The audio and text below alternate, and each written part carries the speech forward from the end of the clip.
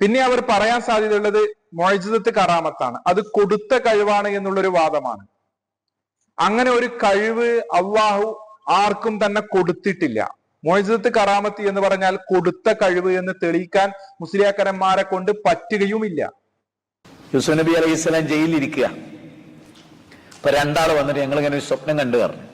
എന്നെ അത്ഭുതപ്പെടുത്തിയൊരു കാര്യമാണ്. 12-ാം അധ്യായം 38, 39, 40. അപ്പൊ അദ്ദേഹം പറയുന്ന സ്വപ്നം വ്യാഖ്യാനമൊക്കെ അടക്കട്ടെ, ഞാൻ പറഞ്ഞു തരാം, ഞാൻ പറഞ്ഞു തരും, എനിക്ക് അതിനുള്ള കഴിവ് അല്ലാതെ തന്നിട്ടുണ്ടല്ലോ. മുഅ്ജിസത്ത് കറാമത്ത് എന്ന് പറഞ്ഞാൽ കൊടുത്ത കഴിവ് എന്ന് തെളിയിക്കാൻ മുസ്ലിയാക്കന്മാരെ കൊണ്ട് പറ്റുകയുമില്ല. എനിക്കതിനുള്ള കഴിവ് അല്ല തന്നിട്ട്, അതുകൊണ്ടാണല്ലോ ചോദിച്ചത്. ആ കഴിവ് യൂസുഫ് നബിക്ക് കൊടുത്തത് അറിഞ്ഞാണല്ലോ ചോദിക്കുന്നത്. മുഅ്ജിസത്ത് കറാമത്ത് എന്ന് പറഞ്ഞാൽ അത് കൊടുത്ത കഴിവല്ല.